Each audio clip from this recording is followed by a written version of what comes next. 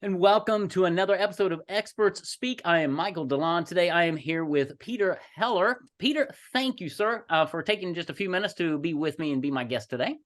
You're so welcome, Michael. It's great to be here. Well, it's great to have you. It's gonna be a really fun conversation because Peter, I love this. He helps nonprofits create a stream of infinite money.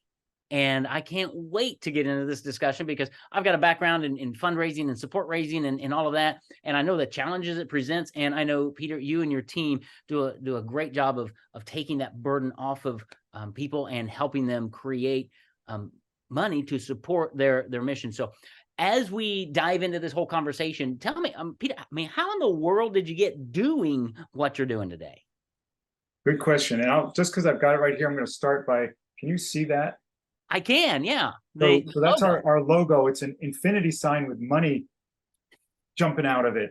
And I do not have a suitcase filled with dollars anywhere here, but it's really, the concept that you can really raise transformative gifts for your nonprofit if you do things carefully and I don't want to say correctly, but using certain concepts. And we can talk about that in a few minutes. So I have been running the Heler fundraising group for 20 years now. Prior to that, I worked at large universities for about 15 years. So I've been in this field about 35 years, believe it or not. Okay. And the funny thing, to answer your question about how I got my start, is right now, I'm talking to you from Bar Harbor, Maine, which is an amazing, beautiful place. I feel really fortunate to live here. I just moved in to a temporary house my wife and I are going to be living in for a while. And the reason I mention that is that I got my start in fundraising at the place that I went to college, which is called College of the Atlantic. It's here in this small town. And a number of years after I graduated, a friend of mine was running their development office and he gave me a job. He actually lives right next door. So we've been friends now for like almost 40 years. So we both have consulting companies.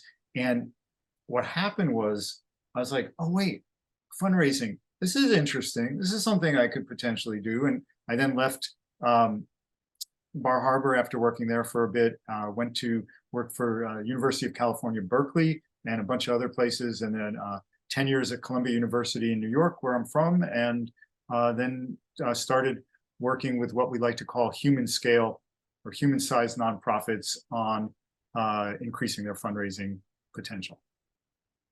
Okay, what is a human-sized nonprofit? I've never heard that before. Well, I made it up. That's why you haven't heard it. So I'm going to, what I mean by that is Columbia University is a huge organization, world-known, Ivy League school, billions of dollars in endowment, very, very wealthy, doing amazing things in the world, really top-level education, research, doing other things. We tend to work with smaller nonprofits that are working in a wide variety of communities, whether it's a small town social service organization or environmental organizations or museums, arts, others. We've also worked with large organizations, but we like to, we have no problem working with multi-billion-dollar organizations. We just tend not to. Right. No, I love that because it's those. My contention is the billion-dollar organizations. They have the people, they have the teams, they understand donor development and all that. It's those smaller to mid-sized nonprofits who have a passion. They're out making a difference, but they don't really probably have the skill set, the knowledge, the expertise of how do you raise money. And I mean, my wife and I go to a lot of, annual dinners for nonprofits and ministries and things. And that tends to be their thing because I think they go to all the conferences for nonprofits of their size, right? And this is what you do. And I think one of the things I like about you is as I was reading and researching, going, you come at it kind of from a different mindset, a different belief system, let's say, of how can you engage with donors, leading with not I need your money, but leading with the passion, the purpose of the organization. The money's a a conduit of transaction once somebody's connected. Is that fair? Did I get that right? Yeah, you just gave my sales pitch. So yeah, That's so awesome. I mean, we'll work with anybody because nonprofits of all sizes have similar challenges. Even if you're really highly staffed up, sometimes you need to analyze your staffing structure and whether people are really doing the jobs that they're supposed to be doing or that are best for the organization. And we'll also work with startups. They're often harder to work with because they don't have systems in place, but we're Yeah. open to that. And yeah, that's all I want to say about that. Okay. No, that's I think cool. there was a question in there that I maybe didn't get to. Well, I don't know if there was. It was the mindset thing. Is because so many times. I mean, I was a missionary with Campus Crusade for a decade, right? And they have their way of raising money, and so I followed their way for a couple of years, and I went, yeah, that's not me. And so I'm a little bit of a rebel, and so I pivoted a little bit and became Michael and raised money. I mean, it was ethical and everything because it's Christian ministry, but it fit me better and it resonated with my donor base better. And I had a great solid base of support because I took what they taught me and went, yeah. But I think so many times small nonprofits, they don't understand this, oh, dare I say psychology, the mindset, the approach, of raising funds. Yeah, so I agree with you. This is why we get along so well. uh, uh, Not that we have to agree on everything. That's right. But I tend to take the view, which is a little bit, it's going to sound a little critical or nasty, that behind every nonprofit's fundraising operation, even the larger organizations that seem to be doing well, there's a bit of dysfunction or something that can be done better. And it tends to happen, actually, the larger the organization, the more you can hide dysfunction by, like, we're raising $100 million this year. Well, okay, are you doing everything you need to do? Could you be raising 200?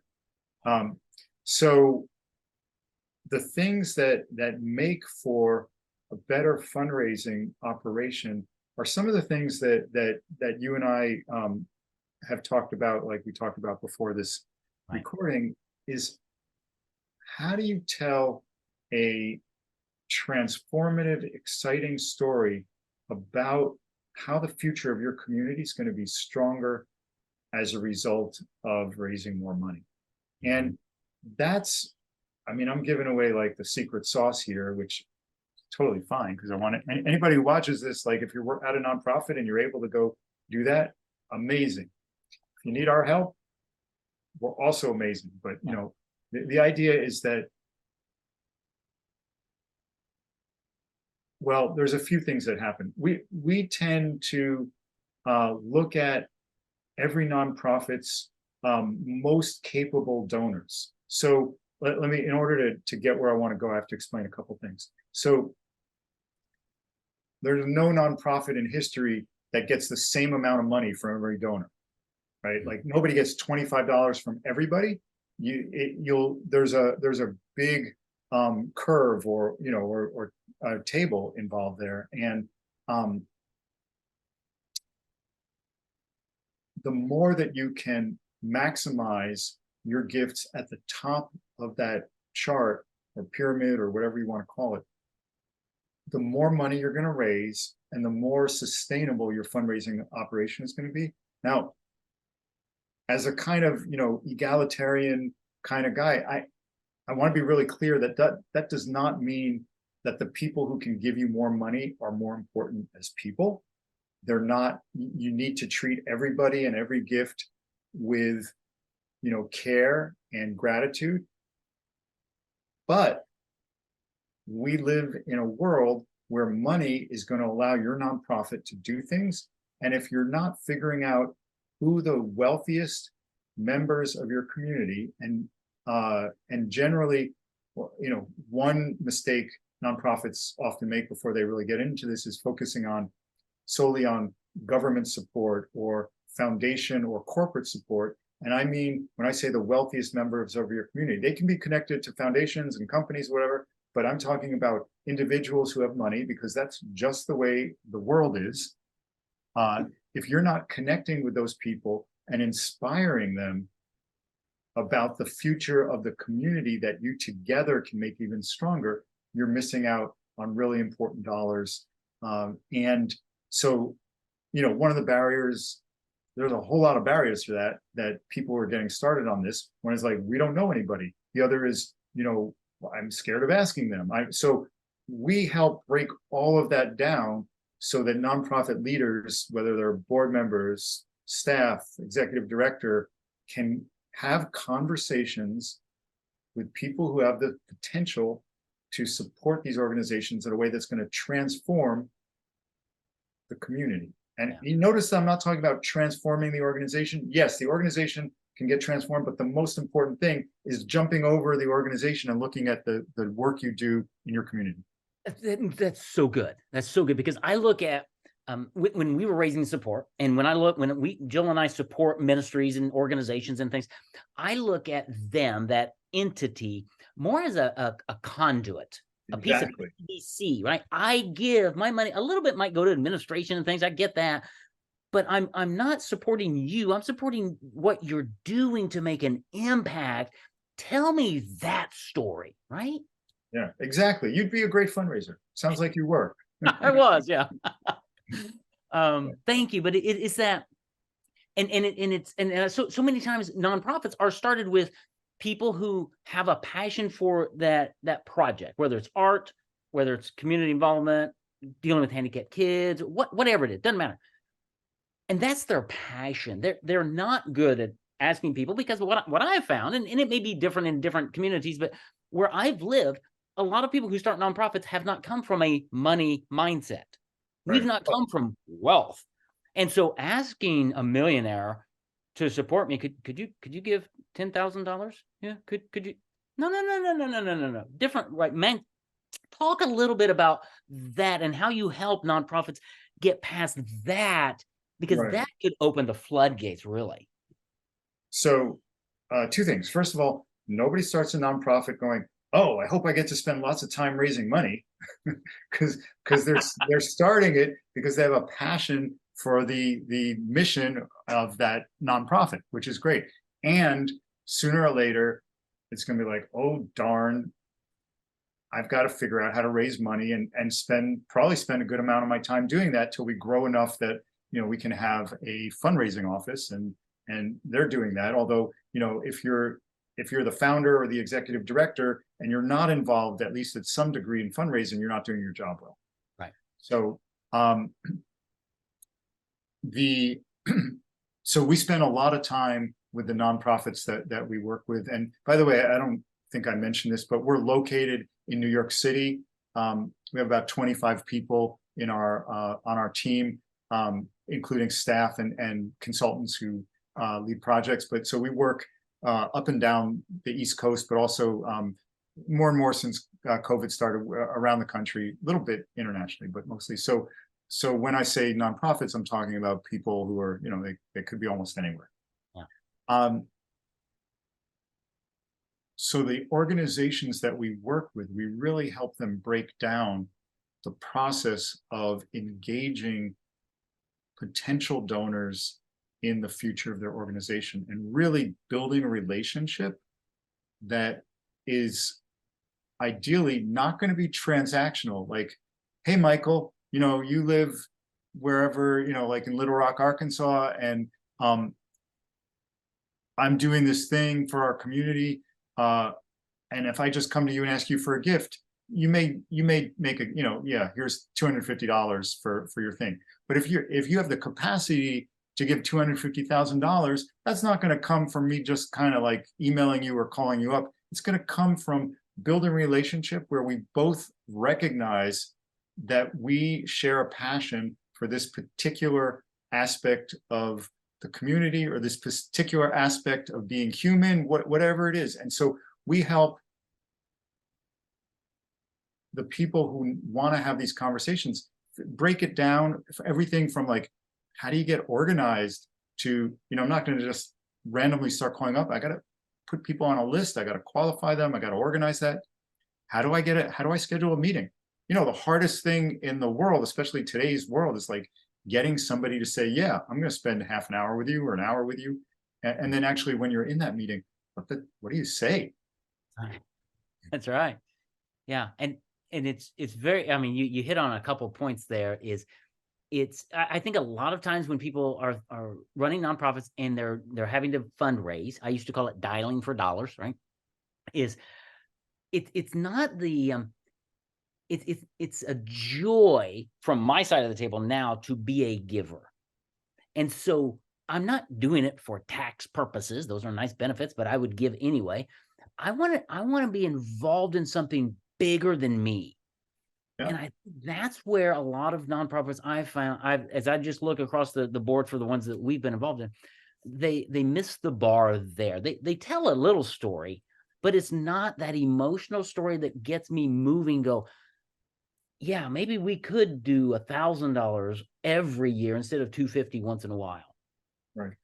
But I need to be connected, and there needs to be more than a once a year banquet or, you know, a newsletter, an email newsletter once a month or something. How do you help them get that mindset? How do you work with organizations? Is it you come in for a month or a year, or I mean, what does that even look like to help them? Maybe, and that's number one. Number two is, do they need a development department, or can you function that way? And can you help them build a development department so that they can get this infinite money in-house? How does all that work? Right. So just a caveat or whatever, we're not going to staff your fundraising. We're not going to actually do your fundraising for you. Mm-hmm. We are strategists and advisors and handholders. So you don't need to have a full development office to raise significant money. We're going to meet, you know, every organization where they need to be met, and hopefully you can raise enough money that you can hire somebody to manage this process over time, because that's what's going to make it just continue. Just as you have a program director for X, Y, and Z, you need this person to be holding the bag and keep focusing on the process. And there are so many things that I can say about that. So I want to just like pick a few. I alluded to this before. The first thing is, geez, it's so important to, no matter who's doing this, to be really organized. Who are the people you're going to reach out to? You know, what you said, like, I'll just use you as an example. Like, just let's say that was a real world thing. You were giving somebody $250 and we're pretty sure you could go to $1,000 a year. I have to decide whether, now don't take this personally, but whether that's actually worth the time of the organization, or should they be focusing on people who could give $10,000? Because one of the things we do in that whole kind of getting organized phase is, first of all, we help put together the prospect and donor list. You know, how many people, let's just say for argument's sake, we're looking at raising major gifts for an organization from individual donors. How many people do they already know that they can put on that list? How many people do they need to like come up with new names through a variety of techniques? Once you have that list, and we usually say like $5,000 is the floor for having personal engagement, no matter the size of the organization. Once we have that list together, and this is really important because otherwise we're in like fantasy football world or something. How much time can well, first of all, who in the organization is going to do the outreach? Like, is it the executive director and a board member? Is it, you know, a fundraising staff person that you have? Is it a combination of those? How many meetings do you have the bandwidth to have in a month? And then when you know that, you can start to map out how long it's going to take you to reach out to the number of people on your list. Mm-hmm.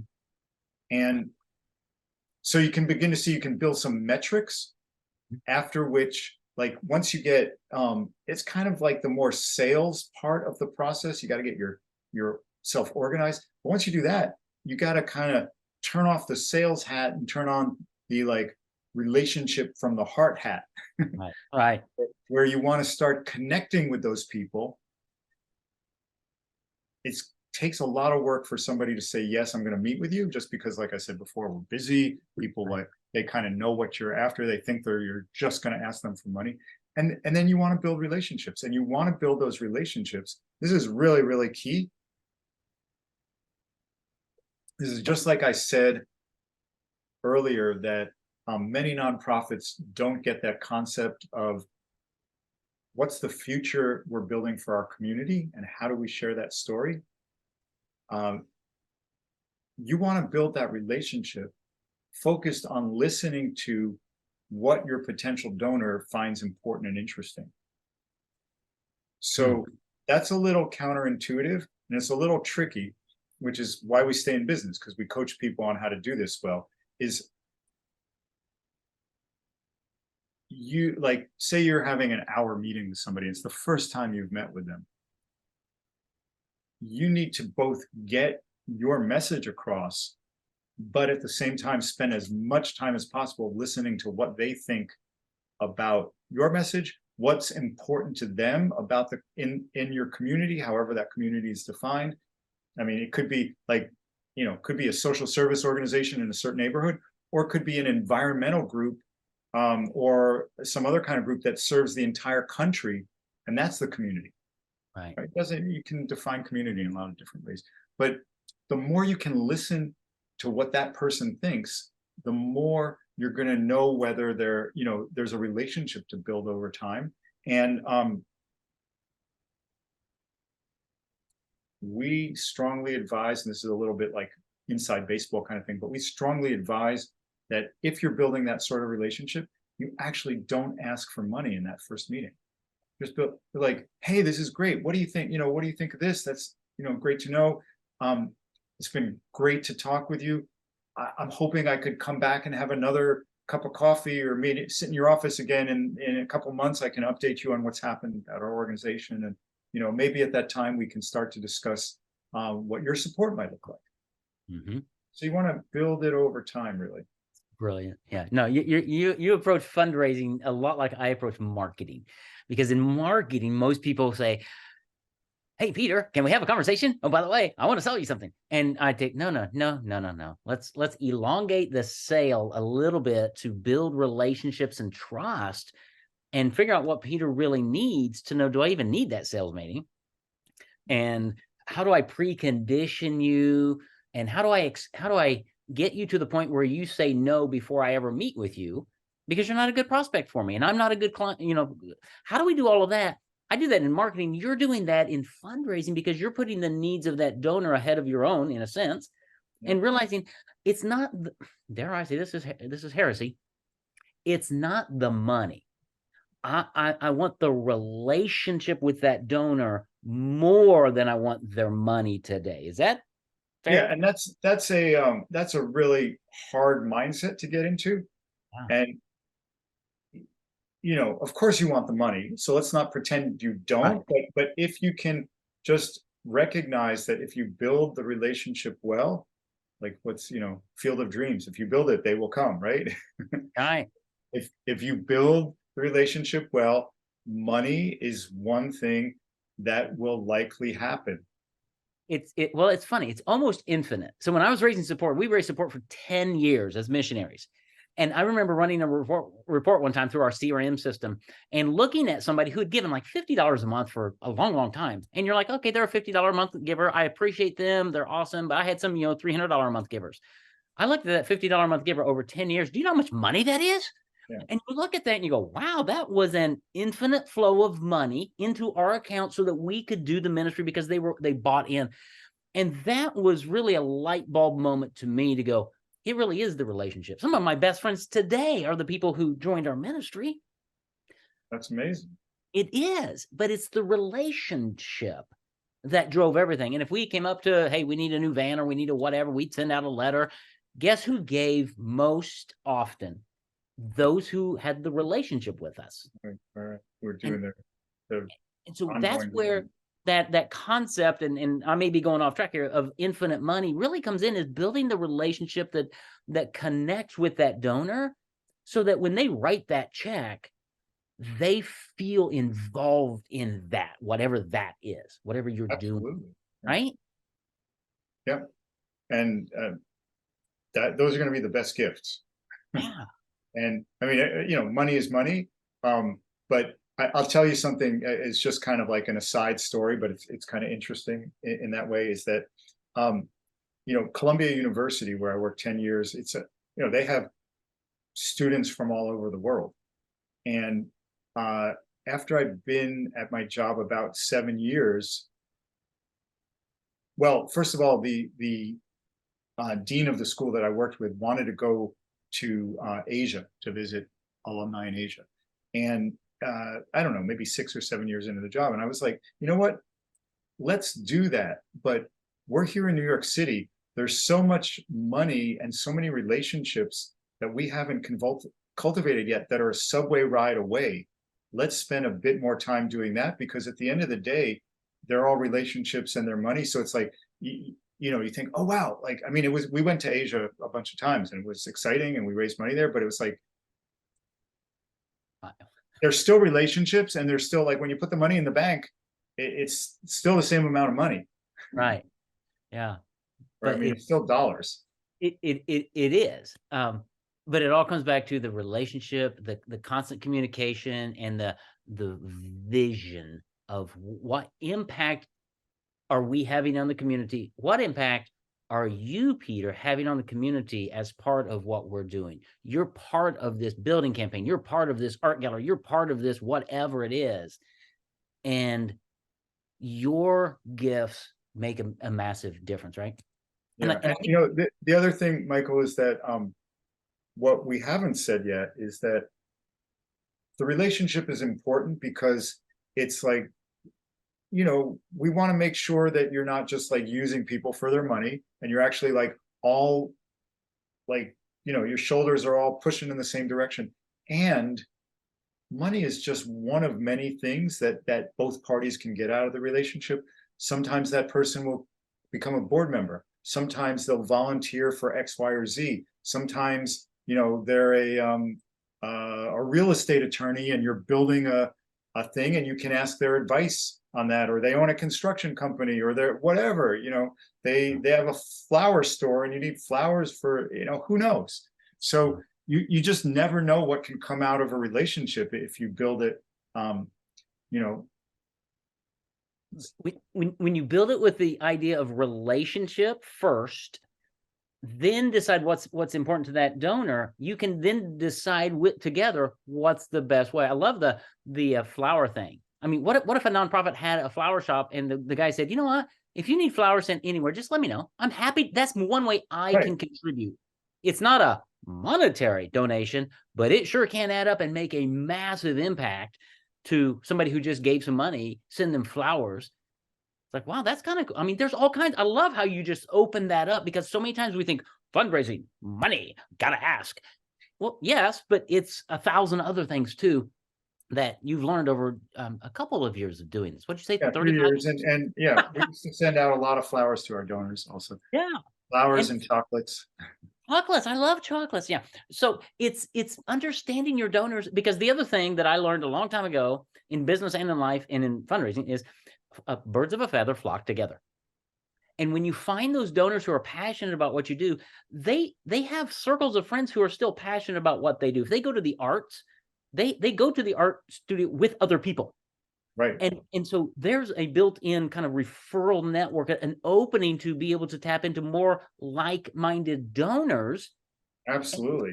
I always think it's funny when somebody who's a board member at a nonprofit, they'll be like, well, who would be interested in like giving to this or joining the board? And I'm like, well, you did it. What makes you think nobody else is going to want to? That's right.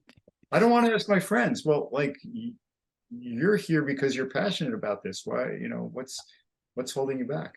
Well, and I think at the end of the day, we all want to be part of something bigger than ourselves. And sometimes we just don't know where to go. We haven't been asked. And I think that's one of the scariest things in the world.